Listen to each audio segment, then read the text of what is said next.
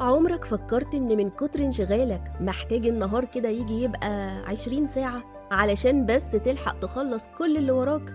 طب إيه رأيكم إن فعلا ممكن يحصل الكلام ده في بلاد مش بتغيب عنها الشمس غير يعني فترة قصيرة جدا، واللي فيها بتنزل الشمس تحت خط الأفق بشوية بسيطة حوالي كده 6 درجات، وده بيخلي السماء تفضل منورة عندهم حتى بالليل بس بضوء يشبه ضوء الفجر أو الغروب.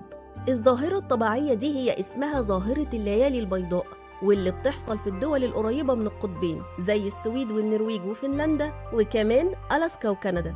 لكن من أشهر الدول اللي بتحصل فيها الظاهرة دي هي روسيا، خصوصاً في سانت بيترسبرغ. الدول دي بيستمتع أهلها بظاهرة الليالي البيضاء في الصيف، واللي بتستمر من مايو لحد نص شهر يوليو.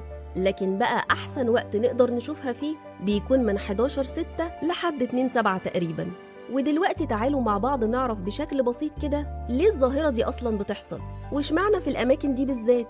الليالي البيضاء بتحصل علشان الأرض وهي بتلف حوالين الشمس بتكون مايلة بزاوية 23.5 درجة، وفي الصيف النص الشمالي من الكوكب وبسبب موقعه على الكرة الأرضية بيبقى مكشوف ومواجه للشمس لفترة طويلة، فالشمس بتفضل طالعة عندهم حتى بالليل.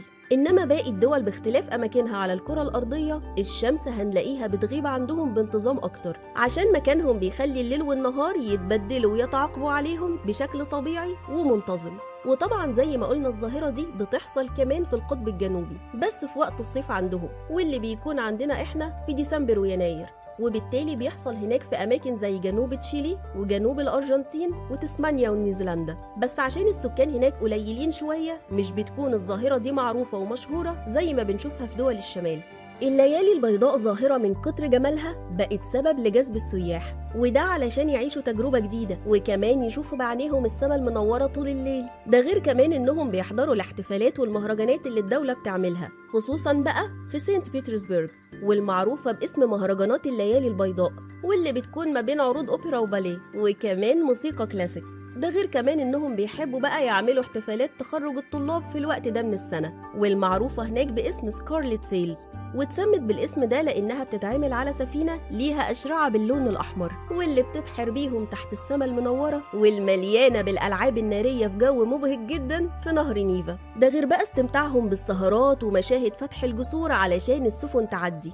ظاهرة الليالي البيضاء كانت مصدر إلهام لكتاب وأدباء كتير، كان أشهرهم الأديب الروسي دوستويفسكي، واللي ألف رواية طلعت للنور سنة 1848 واللي كانت اسمها إيه؟